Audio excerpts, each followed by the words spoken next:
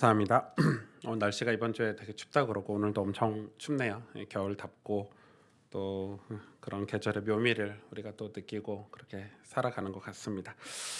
건강들 유의하시면 좋겠네요. 오늘 하나님 말씀은 고린도후서 7장입니다. 고린도 전후서가 이제 거의 얼마 남지 않은 것 같은데 우리 7장 말씀을 함께 나누도록 하겠습니다. 그런즉 사랑하는 자들아, 이 약속을 가진 우리는 하나님을 두려워하는 가운데서 거룩함을 온전히 이루어 육과 영의 온갖 더러운 것에서 자신을 깨끗하게 하자. 마음으로 우리를 영접하라. 우리는 아무에게도 불의를 행하지 않고 아무에게도 해롭게 하지 않고 아무에게서도 속여 빼앗은 일이 없노라. 내가 이 말을 하는 것은 너희를 정죄하려고 하는 것이 아니라 내가 이전에 말하였거니와 너희가 우리 마음에 있어 함께 죽고 함께 살게 하고자 함이라. 나는 너희를 향하여 담대한 것도 많고 너희를 위하여 자랑하는 것도 많으니 내가 우리의 모든 환난 가운데서도 위로가 가득하고 기쁨이 넘치는도다.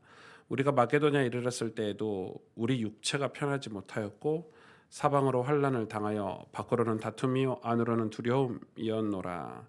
그러나 낙심한 자들을 위로하시는 하나님이 디도가 옴으로 우리를 위로하셨으니 그가 온 것뿐 아니요 오직 그가 너희에게서 받은 그 위로로 위로하고 너희의 사모함과 애통함과 나를 위하여 열심 있는 것을 우리에게 보고함으로 나를 더욱 기쁘게 하였느니라. 그러므로 내가 편지로 너희를 근심하게 한 것을 후회하였으나 지금은 후회하지 아니함은 그 편지가 너희로 잠시만 근심하게 한 줄을 알미라. 내가 지금 기뻐함은 너희로 근심하게 한 까닭이 아니요 도리어 너희가 근심함으로 회개에 이른 까닭이라. 너희가 하나님의 뜻대로 근심하게 된 것은 우리에게서 아무 해도 받지 않게 하려 함이라.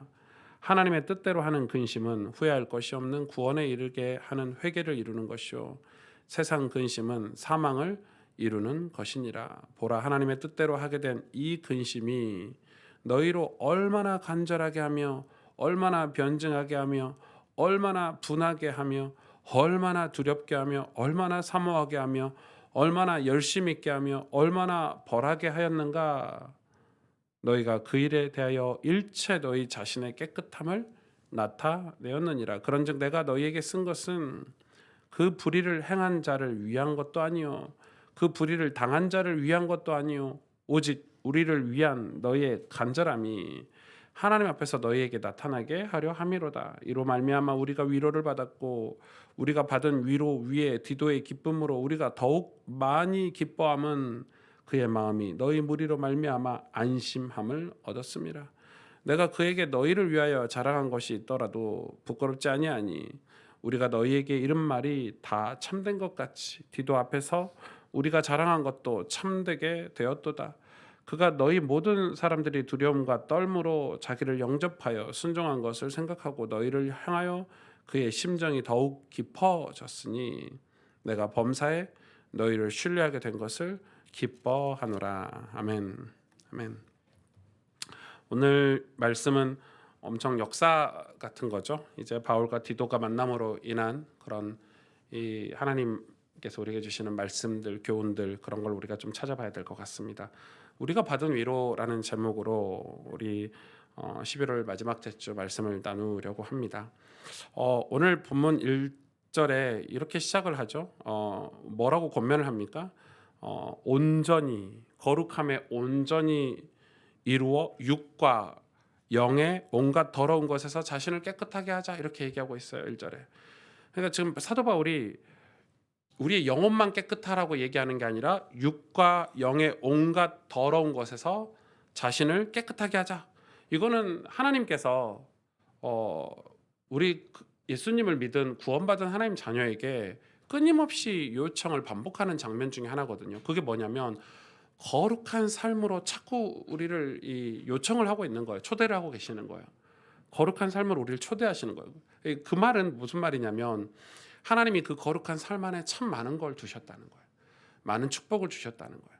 그러니까 우리는 부담이 되죠. 우리는 부담이 되지만 거룩한 삶이라는 그 단어, 거룩이라는 단어 듣기도 싫고 그 거룩한 삶, 뭐 경건 이런 단어가 너무 불편하고 이렇지만 하나님은 성경에서 제 얘기가 아니고 저도 이게 불편하거든요. 성경에 끊임없이 나오는 게 뭐냐면 온갖 더러운 것에 자신을 깨끗하게 해서 거룩함을 온전히 이루라는 거예요. 그 삶을 계속 초대하고 계시죠. 근데 이 더러운 것, 오늘 이 본문에 쓰인 더러운 것은 이 헬라어로 몰리스모스라는 단어인데, 몰리스모스. 제가 왜 이 헬라어를 인용을 가끔 하냐면 헬라어 인용할 때는 이 단어의 의미가 굉장히 중요하기 때문에 그렇죠.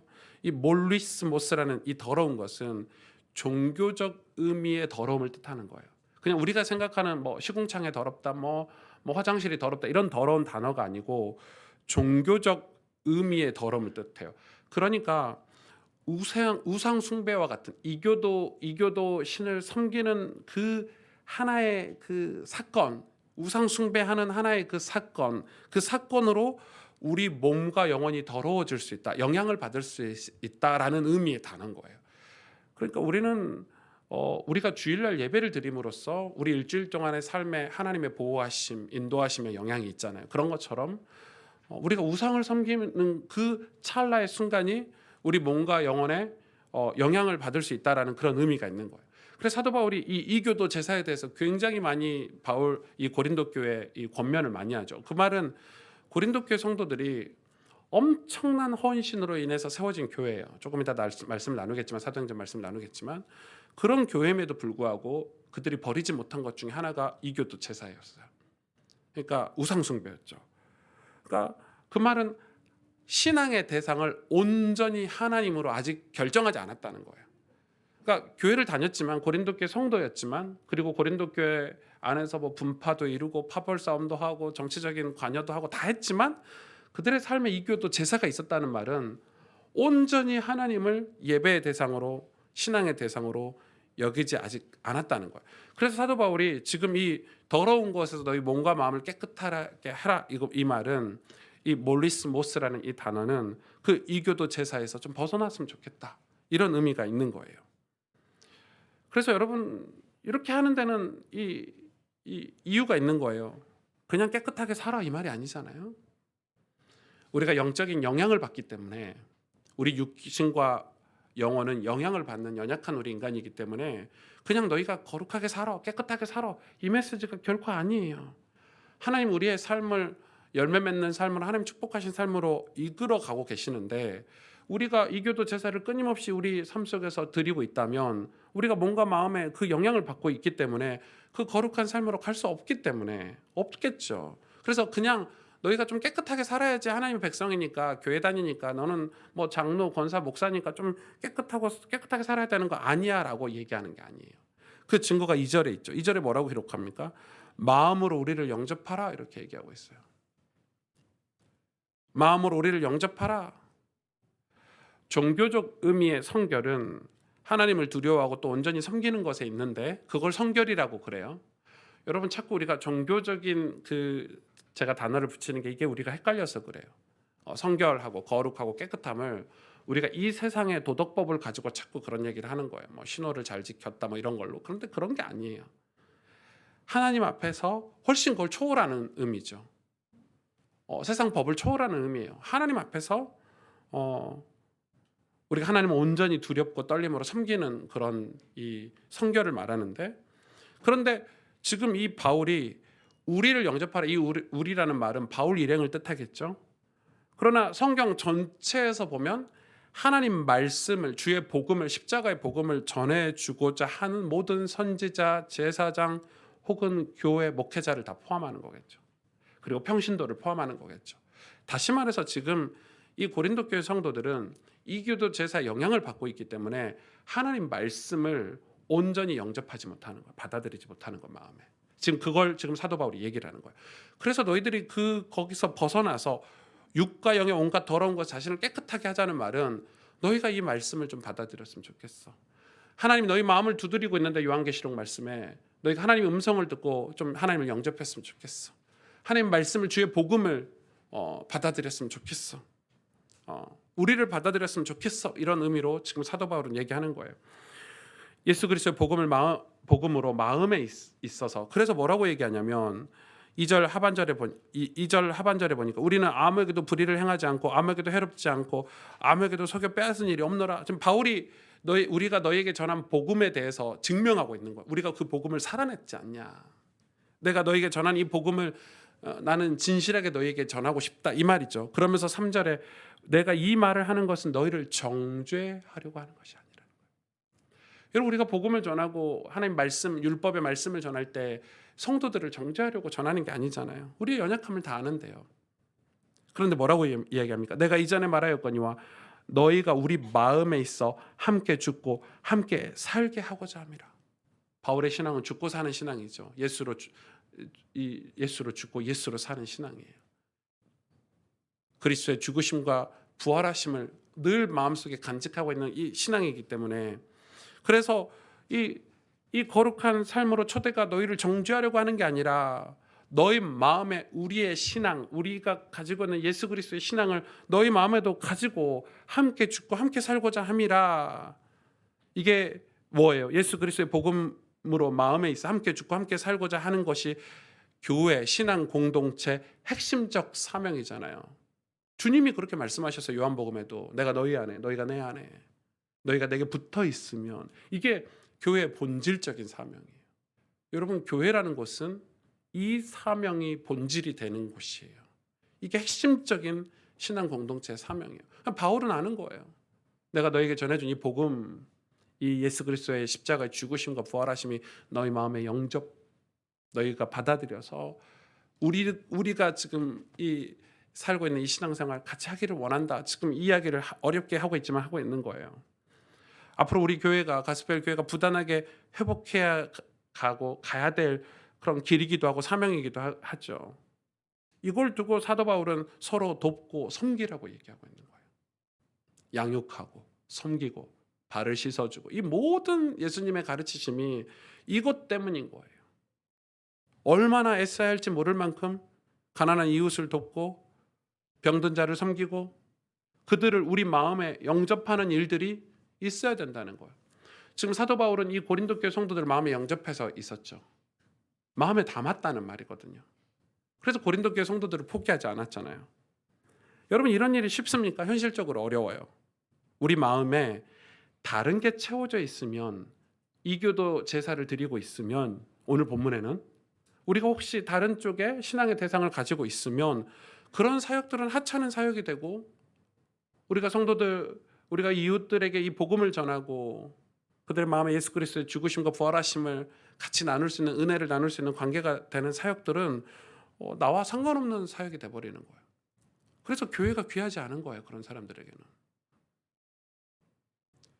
우리가 코로나 이전에 제가 교회를 개척해서 사실 제가 지금 많이 그 생각이 드는 거는 저희가 개척해서 정말 한참을 우리 청년들하고 한부모 자녀 가정들을 찾아다녔고 이 겨울에 기억이 나요. 학용품도 사고 가서 보니까 아이들 집이 너무 더러워서 우리가 청소도 해줬고 쌀도 사다가 갖다 주고 아이들과 같이 아이들 초대해서 양화진 선교사 모욕도 가고 축구 경기도 보러 가고 또 아이들 학업을 도와주려고 우리 대학생들이 가서 학업도 도와주고 이런 사역들이 저희 개척 초기에 진짜 많았거든요. 고아원에 가서 우리가 사역도 같이 하고 근데 지금 그런 게 다 희미해지고 사라지고 코로나의 영향이 컸죠. 근데 그때 진짜 행복했거든요. 우리 청년들하고 같이 그런 사역을 할 때 저는 우리가 그리고 중국이라든지 네팔에 가서 같이 봉사하고 그런 모습들을 보면서 저는 그 코로나로 인해서 우리가 그런 잃어버린 사역들을 다시 회복하기를 원해요. 우리 권사님들 가정에 가서 우리 같이 기도 모임을 하고 은혜를 나누고 이런 시간들이 우리 개척 초기에 있었는데 저도 어느 순간에 코로나 때문에 편리해진 거죠. 신방도 줄고 사역도 줄고 그런 봉사활동도 다 줄고 이제 안 해도 되나? 뭐 이런 생각이 들 때가 있더라고요. 바울 일행은 마게도냐에 가서야 이 고린도 교회를 향해서 회개 편지를 전하고 그 회신을 사실 듣지 못했었잖아요. 근데 하나님이 마게도냐에서 디도를 만나게 하신 이유가 있어요. 이 바울은 사실 고린도 교회 성도들 때문에 늘 괴로움 속에 있었어요. 그게 나쁜 괴로움이 아니라 고린도 교회가 마음에 있었기 때문에 고린도 교회 성도들이 마음에 있었기 때문에 그게 늘 괴로웠던 거예요. 저들이 변화됐으면 좋겠는데, 저들이 회개했으면 좋겠는데, 이런 마음이 있었기 때문에 늘 괴로웠는데, 그래서 디도를 통해서 디도를 이제 마지막으로 보내고 디도의 편지를 받지 못하고 마게도냐로 건너간 거예요. 그래서 고린도 교회 소식을 들고 있는 디도는 이미 한참 전부터 고린도 소식을 들고 있었잖아요. 이게 그 몇 달은 사실은 몇 달인지 정확히 날짜가 성경에서 나오지 않아서 모르겠지만 그 몇 달이라고 칩시다. 그 몇 달은 바울이 하지 않아야 될 고민을 계속 한 거죠. 요즘같이 핸드폰이 있었거나 메일이 있었으면 그렇게 연락을 했을 텐데, 편지를 들고 고린도 소식을 디도를 직접 만나야 들을 수 있는 시대니까, 여러분 그런 시대적인 상황도 충분히 고려해야 성경 말씀이 은혜가 됩니다. 왜 디도를 만나서 그렇게 기쁠까? 왜 디도를 만나서 의문이 풀렸을까? 당연하죠. 디도가 모든 고린도 교회 소식을 다 들고 있었어요. 최종적으로. 그러니까 디도가 보고 들은 거 이전의 상태를 이 사도 바울은 알고 있었기 때문에 그 괴로움을 가지고 있었던 거예요. 변화되지 않았던, 여전히 이교도를 섬겼던 고린도 교회, 여전히 분쟁과 분열을 가지고 있는 고린도 교회.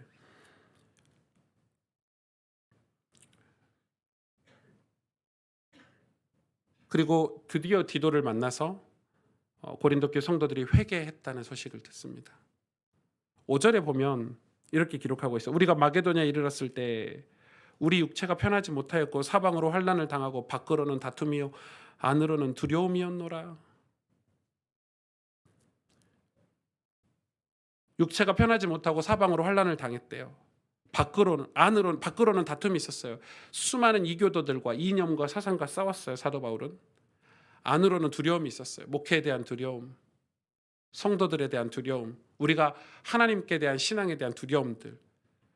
저는 생각이 들었어요. 여러분 성경에서 넘버1 전도자, 이 복음 사역자 하면 바울이잖아요. 바울도 밖으로 다툼이 있었고 안으로 두려움이 있었구나. 우리 모두가 다 그렇잖아요. 환란이 있었어요. 육체가 편하지 못했어요. 그런데도 불구하고 바울의 마음, 하나님의 마음이 위로받은 것은 회개한 성도들 때문이에요. 6절 보세요. 그러나 낙심한 자들을 위로하시는 하나님이 디도가 옴으로 우리를 위로하셨으니, 그가 온 것뿐만 아니라 그가 와서 위로가 됐겠어요? 오직 그가 너희에게서 받은 그 위로로. 디도가 이미 고린도 교회를 방문해서 고린도 교회 성도들이 회개한 모습을 보고 디도가 위로를 받은 거죠. 그 위로가 뭐예요? 너희의 사모함과 애통함과 나를 위하여 열심히 있는 것을 우리에게 보고함으로 나를 더욱 기쁘게 하였노라, 이렇게 얘기하고 있어요. 그러니까 고린도 교회 성도들이 이제는 완전히 이 성령으로 말미암아 회개하고 새 사람이 된 거예요. 그것 때문에 이런 환난, 핍박, 밖으로 다투고 안으로 두려워한 거에 대한 모든 피로가 사라질 정도로 기쁨을 얻고 위로를 얻었던 바울. 그러니까 이 사도 바울은, 하나님은 이 회개한 성도들로 인해서 기쁨을 얻으세요. 여기선 바울이 그런 표현을 쓰지만 사실 이 성경의 모든 저자의 역사, 이 성경을 기록하신 분은 하나님이시잖아요. 하나님 마음이 지금 사람들을 통해 표현되어 있는 거예요. 하나님은 뭐가 기쁘시냐? 회개한 성도들. 하나님 기뻐하시는 거예요. 이 고린도 교회가 세워진 역사를 보면 되게 독특하죠. 사도행전 16장 6절에서부터 보면 뭐라고 기록하고 있죠? 바울이 아시아에서 말씀을 전하지 못하게 성령이 가로막죠. 말씀을 아시아에서 복음을 전하지 못하게 하니까 사도 바울이 여러 곳을 갔어요. 이곳도 가고 이곳도 가고. 근데 계속해서 막으셨어요, 하나님이. 그리고 간 곳이 드로아죠. 드로아에서 뭘 보죠? 환상을 봐요. 주의 종이 환상을 봐요. 하나님이 이 사도 바울에게 환상을 보여주죠. 근데 그 환상이 뭐였어요? 마게도냐에서 손짓하는 거예요. 오라고. 와서 복음 전해주라고. 드로아에서. 그걸 우리가 드로아의 밤이다, 기도회 할 때마다 드로아의 밤 기도회다 이런 거 많이 하잖아요. 그래서 그러는 거예요. 그래서 마게도냐에서 오라고 손짓을 해서 복음을 전해달라고 하는 거예요. 그때부터 바울은 환상을 봤으니까 마게도냐에 가려고 엄청나게 애를 씁니다. 이 마게도냐가 가기가 쉽지 않았나 봐요. 지리적으로나 환경적으로. 엄청나게 노력해서 마게도냐에 딱 갔는데 거기는 로마의 식민지잖아요. 로마의 식민지 중에 첫 성이 마게도냐예요. 거기에 도착해서 누굴 만나죠? 루디아를 만나요. 여러분 루디아 너무 잘 아시죠? 옷감 장사는 루디아, 사업가였던 여자가 사업가였어요. 그러니까 거기가 로마죠, 로마. 여러분 유대 지역에서는 여자가 사업할 수가 없어요. 그건 로마라는 증거고 로마의 식민지라는 증거죠. 여자가 사업을 하고 있었으니까.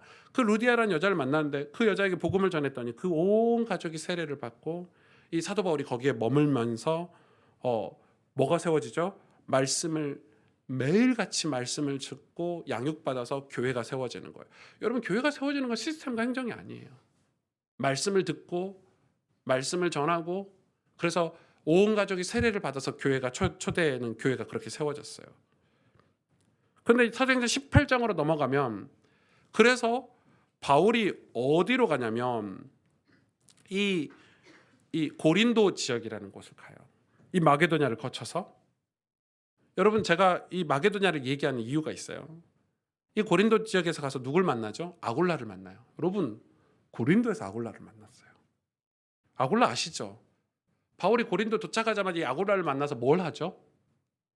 아주 중요한 걸 거기다 써놨잖아요. 성경의 18장에 천막 만드는 일, 그러니까 텐트 만드는 일을 해요. 왜냐하면 이 아굴라는 군수업자였어요. 로마 군대에게 천막을 만들어서 제공하는 엄청난, 요즘으로 말하면 군수업자면 뭐 갑부겠죠. 뭐 그 당시에 이 아굴라가 갑부인지 아닌지 전 잘 모르겠어요. 아무튼 그 일을 바울이 같이 해요. 같이 해서 자기의 생업을 책임지면서 거기서 하나님이 그 일을 하고 있는데 고린도 교회에 복음을 전했더니 복음을 잘 받지 않는 거예요. 마음이 딱딱해. 이미 그 당시에도. 그래서 생업을 했을지도 몰라요. 왜냐하면 다른 지역에 가서는 성도들이 바울의 생업을 다 책임졌어요. 그냥 고린도에서는 바울을 받아들이지 않고 영접하지 않으니까 생업을 했어야 되는 거예요. 그렇게 해석하는 주석이 저는 맞다고 생각해요. 그런데 그때 포기하고 하려고 할 때 하나님의 영이 또 바울에게 나타나죠. 이곳에 내 백성이 많음이라. 이곳에 고린도에 내가 택한 나의 백성이 많음이라. 두려워하지 말고 잠잠하지 말고 말하라, 이렇게 얘기를 해줘요. 그래서 바울이 거기서 1년 6개월을 복음을 전하고 말씀 사역을 해요. 그렇게 세워진 교회가 고린도 교회예요. 이 고린도 교회가 고린도 편지 네 통의 편지를 통해서 회개해서 다시 그 기쁜 소식을 만났던 곳이 또 마게도냐예요. 그러니까 마게도냐를 가지 않았으면 고린도 교회를 갈 수가 없었고, 그 환상이 없었으면 또 이 고린도 교회를 어떻게 목회를 해서 세웠는지를 우리는 사도행전을 통해서 알 수 있는 거예요. 이렇게 세워진 교회, 다시 말해서 하나님의 환상과 하나님의 직접 인도하심과 그리고 그 뜨거움으로 세워진 교회, 정말 많은 사람들, 아굴라라든지 뭐 브리스길라라든지 뭐 루디아라든지 정말 수많은 믿음의 선배들의 헌신과 자원으로 세워진 교회가 이 고린도 교회예요. 그런 고린도 교회가 얼마나 많은 어려움이 있었는지, 얼마나 많은 사건이 있었는지, 정말 이 교회는 끝났구나, 이제 포기해야 되겠구나 했던 게 고린도 전서, 우리가 후서 지금 살펴보고 있는 거잖아요. 여러분, 교회, 고린도 교회 그 80명밖에 안 되는 교회가 얼마나 사건 사고가 많은지 우리 지금 고린도 전서를 폭풍처럼 우리 설교를 듣고 왔잖아요. 우리 마음이 심란할 만큼. 그럴 만큼 고린도 교회는 많은 어려움을 겪었어요. 왜? 지리적으로 정치적으로 그런 자리에 있었기도 하지만은 하나님이 분명히 고린도 교회에 이 선하신 뜻이 있었던 거예요. 이유가 있었던 거예요. 그들이 온전히 회개하기를 원하셨어요. 하나님이 고린도 교회를 선택하셔서 이들을 사용하시려고 했는데 그 어려움들은 그들이 온전히 회개해서 거룩한 삶으로 하나님 초대하시는 일에 응하길 원하셨어요. 그래서 처음부터 환상을 통해 시작된, 처음부터 신실한 사람을 통해 세워진 교회, 이 고린도 교회가 말씀의 사람들이 되기를 원하셨어요. 여러분, 말씀의 사람들이 된다는 의미를 알고 계시잖아요. 어쩌면 지리적으로 가장 어려운 지역이었고, 어쩌면 상황적으로 이교도나 이단들이 가장 많은 지역이었고, 도시적으로도 그렇고요. 바닷가니까 이 가장 어려운 사람들, 수준이 가장 떨어지는 사람들, 그곳을 향해 목회하고 섬기고 끊임없이 말씀을 통해 권면하고 성령의 역사를 구하는 기도로 말미암아 하나님은 마침내 고린도 교회가 회개하도록 이끄신 거예요. 그 과정 말로 다 할 수 없겠죠.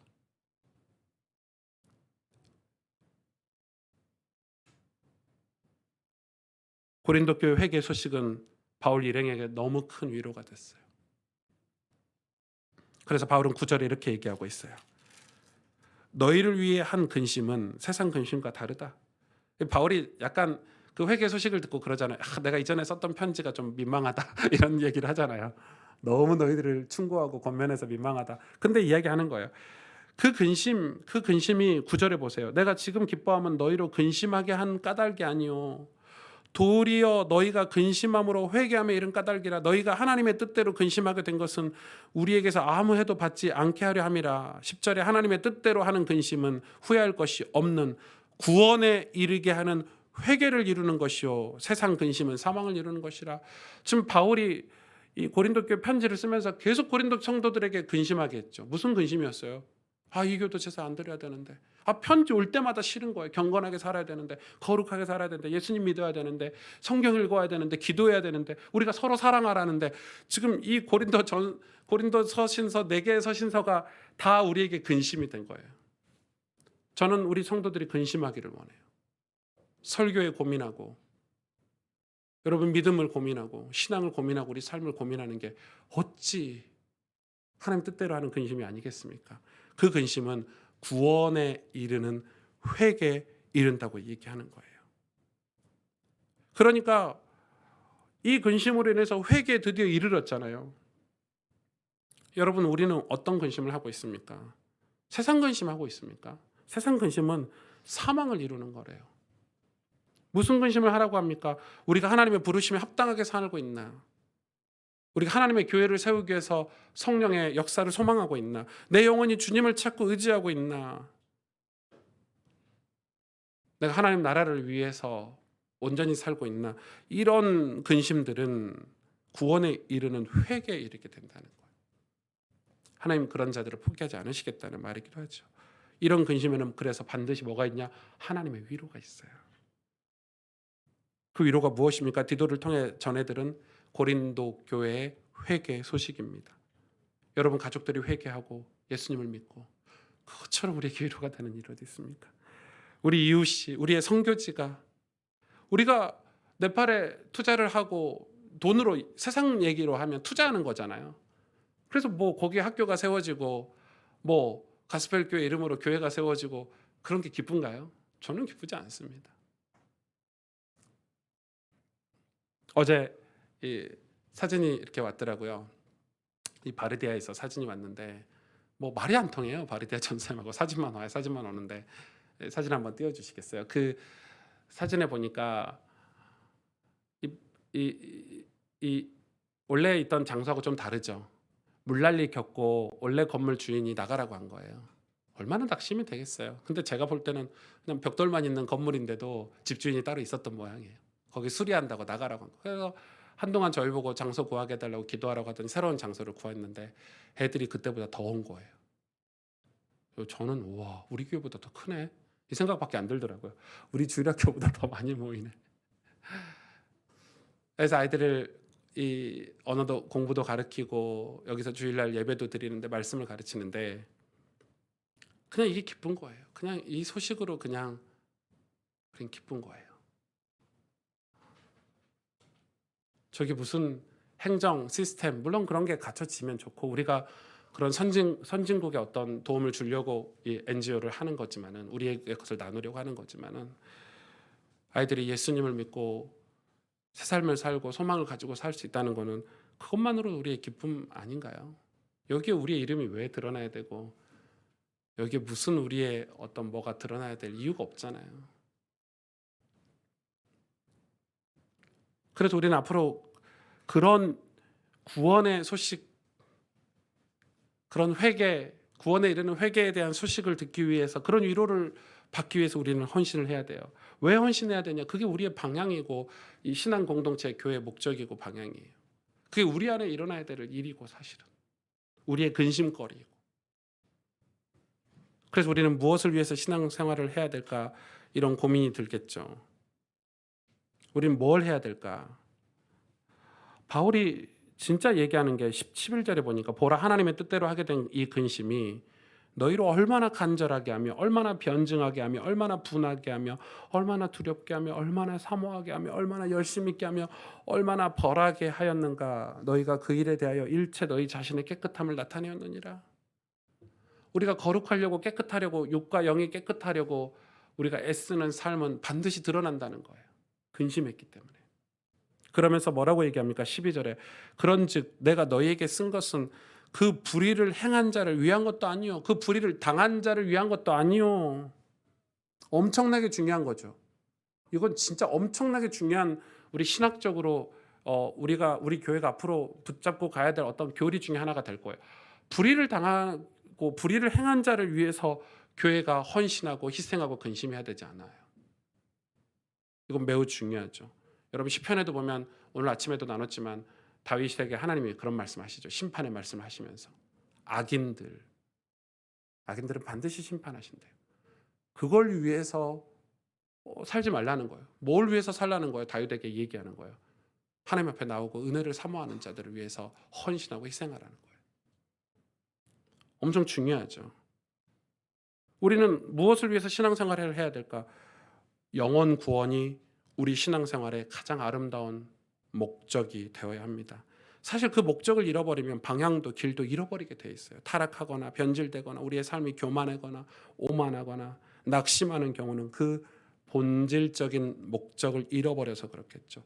목표만 거창하게 가지자 그 말이 아닙니다. 방향을 잃지 말자 이 말입니다. 저는 우리 성도님들과 함께 둘러앉아서 하나님의 은혜를 나누고 우리의 기도 제목을 나누고 우리의 삶을 나누고 우리의 마음을 나누고 서로 존중하고 신뢰하고 기도해 주기를 원합니다. 저는 일주일이면 제 주변에 좋은 분들과 꼭 그런 시간을 가지고 있습니다. 목사지만 불안정한 존재이기 때문에 나 목사야. 껍데기로 난 목사야. 여러분 난 목사야라는 단어 한마디에 얼마나 많은 교만함과 오만함이 들어있는 줄 아십니까? 그럼 제가 누구를 만나면 목사니까 답을 주려고 하고 설교를 하려고 하고 성도들을 만나고 장로님을 만나도 장로님이 무슨 얘기를 해도 제 속에는 정답만 가지고 있고 저는 그런 목사가 되고 싶지 않습니다. 제가 고뇌하고 근심하는 삶을 나누고 싶고 우리가 근심하고 고뇌하는 삶을 나누면서 서로 우리가 하나님을 의지하게 만들어주고 싶고 저도 의지를 해야 되니까. 어떤 분들은 그런 얘기를 하더라고요. 목사 자꾸 약점을 공개하지 마. 제 선배 목사들이. 왜 강단에서 자꾸 약점 얘기를 하냐는 거예요. 목사는 흠이 없어야 돼. 근데 그 성경을 잘못 해석한 거죠. 그 흠이 없는 건 예수 그리스도로 흠이 없는 거지. 목사가 어떻게 흠이 없을 수 있습니까, 여러분? 약점을 자꾸 공개하지 말라는 거예요. 사도 바울은 분명히 자기 연약함을 고백했는데 예수님도 심지어 공생의 사역을 하면서 그 인간됨을 고백하셨는데 연약함을 고백하셨죠. 주여 할 수만 있으시면 이 잔을 내게서 좀 뺏어가 달라고 기도하셨잖아요. 그리고 기도하러 올라가셨잖아요. 힘들고 어려우시니까. 기도하러 올라가셨어요. 베드로를 데리고 제자들을 데리고. 왜 기도하러 가셨을까요? 두려우니까. 힘드니까. 여러분 예수님이 완전한 인간이 아니었다면 기도하러 갈 이유가 없어요. 자기가 하나님인데 왜 기도하러 가요? 완벽하게 프로그램 짜진 대로 움직이면 되지. 그러나 예수님은 완전한 인간으로 우리에게 오셨기 때문에 공생의 사역 동안 늘 기도하셨고 늘 두려우셨고 그러나 그의 말씀에 하나님 말씀에 순종해서 십자가를 지셨던 것뿐이에요.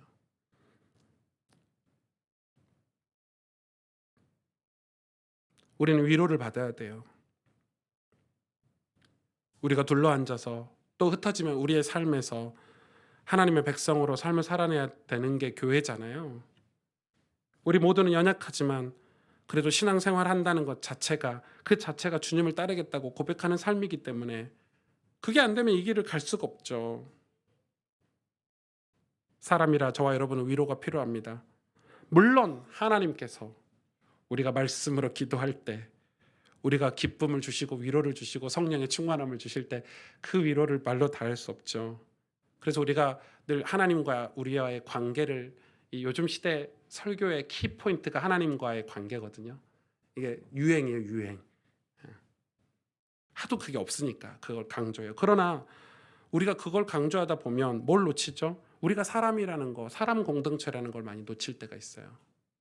오늘 바울의 이 고린도후서 7장을 읽으면서 이게 바울의 인간성이 다 드러나잖아요. 디도를 만남으로. 그럼 디도를 만나기 전에는 기쁨이 없었다는 거거든요. 위로가 없었대요. 우리도 사람인지라 내 가족이, 내 자녀가 예수님 믿고 변화되면 기분이 좋고, 아닌가요? 맞잖아요. 우리도 사람인지라 누군가가 회개하고 변화되고, 그러나 우리의 관심이 거기에 있어야 그게 우리에게 위로가 된다는 말인 거예요. 지금 사도 바울은 우리의 관심이 영혼 구원에 없고 회개하는 일에 관심이 없는데 사람들이 회개한들 그게 우리에게 위로가 되겠냐는 거예요. 아니, 네팔에 우리가 이렇게 투자해놓고 우리가 관심이 건물이야 학교야 있으면 이 사람들이 어제 회개하고 은혜 받고 세례를 주는 일에 우리는 기쁨을 못 느끼는 거예요. 그런 신앙생활 하지 말자는 거예요.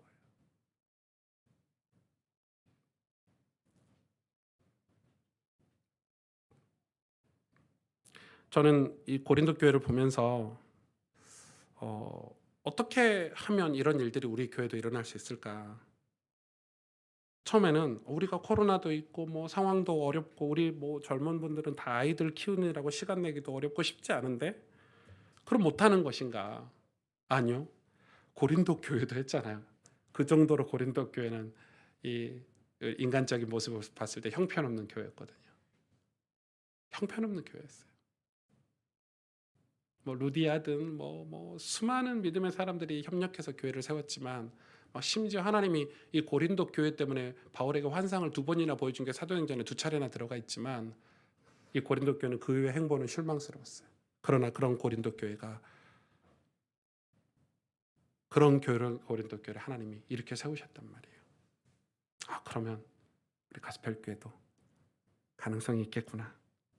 은혜가 임하면, 성령이 임하시면, 무엇보다 우리가 그 성령이 임하시도록 거룩한 삶으로 나아가려고 하고 애쓰며 우리의 관심이 영원 구원에 하나님이 소원하시는 그 영원히 회개함에 있다면, 그래서 우리 삶이 오늘 바울의 고백처럼 두려움과 떨므로 주님을 바라보기 위해서 치열하게 살았다는 고백을 오늘 본문에 하잖아요.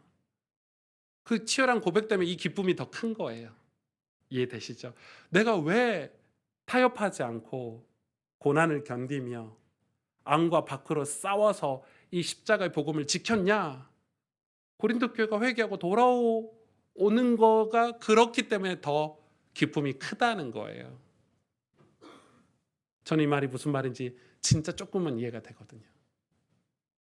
제가 목회를 하면서 어떤 제 이야기를 하자면은 내가 이 길을 가야지, 이 길을 가지. 뭐 사람들, 성도님들이 이해 못 해줄 때가 있지만은 어느 순간에 이게 하나님이 기뻐하시는 일이 되고 성도들이 가정의 복음의 역사가 일어나고 은혜를 받고 새 사람이 되고 돌아온다면 그건 진짜 거기에 관심을 늘 가지고 있었기 때문에 그것 때문에 견디고 참았기 때문에 기쁨이 배가 된다. 지금 바울은 그 이야기를 하고 있는 거예요.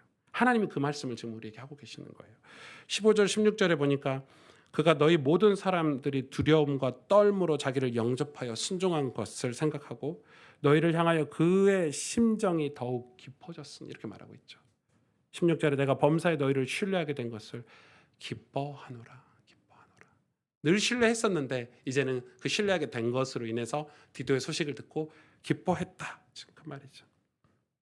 다른 걸로 신뢰했나요? 아니요. 사도 바울은 고린도 교회 어떤 가능성을 봤죠?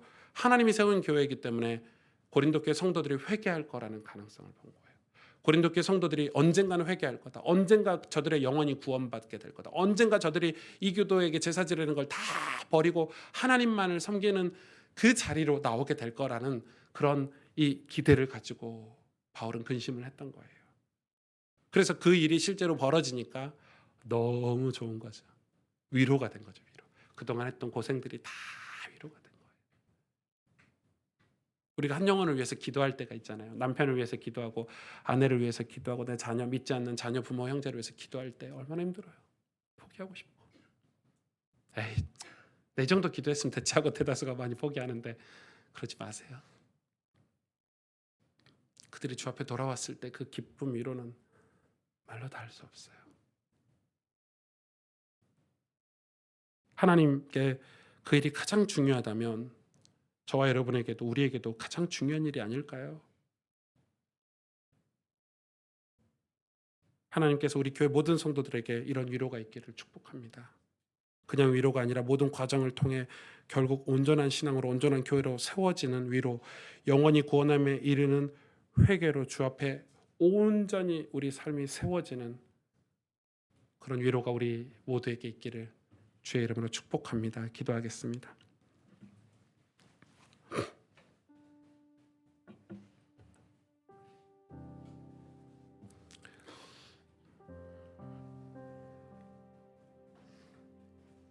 우리에게 위로가 있습니까? 우리에게 위로가 없다는 말은 우리가 위로 받아야 될 그 영혼 구원에 관심이 없다라는 말이기도 하겠죠. 이 시대 교회들이, 이 시대 크리스찬과 그리스도인들이 기쁨이 없다라고 얘기한다고 합니다. 근데 우리가 구하는 기쁨은 교회를 다니면서 하나님 축복해 주세요, 우리 성공하게 해주세요, 성공이 되고 돈을 벌고 뭐 집도 사고 뭐 내 회사도 잘 되고 공부도 잘 되고 그 기쁨을 바라고 살기 때문에 마치 고린도 교회 성도들이 이교도 제사를 통해서 얻으려고 하는 것처럼, 그러면 거기에는 위로가 그 위로밖에 없겠죠. 그 근심은 사망에 이르게 하는 근심이라고 하는데, 그러나 성경은, 하나님은 우리에게 하나님 뜻대로 하는 근심을 하게 하시는 거예요. 우리가 진짜 근심해야 될 거는 이 땅이 다시 주 앞에 돌아오게 하는 것, 우리 자녀들이 신앙생활하는 것, 우리 이웃들에게, 복음을 모르는 이웃들에게 복음을 전해서 저들이 구원받는 것, 하나님의 교회가, 성도들이 하나님 앞에 바르게 서는 것, 그래서 그들이 회개하고 정말 이 구원을 받았을 때 우리가 받는 위로, 그 위로를 성경은 우리에게 가르쳐주고 있는 거예요. 오늘 우리가 그 위로가 있기를 원합니다.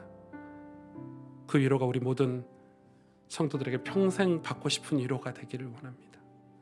주님, 우리의 신앙이 정말로 영혼 구원을 향하게 하시고, 하나님의 마음이 있는 곳에 우리의 마음도 있고, 우리는 연약하지만 주님이 일하심을 보고 하나님의 때를 소망하고, 내 힘으로 안 될 때도 많고 빈손으로 걸을 때도 많지만 하나님은 준비하셨기 때문에, 이 모든 고린도 교회의 역사를 다 주관하고 계셨기 때문에 우리가 하나님을 신뢰하고 하나님께서 그 일을 우리 교회에도 허락해 달라고, 우리 마음을 담아서 한 목소리로 오늘 말씀을 기억하며 함께 기도하겠습니다.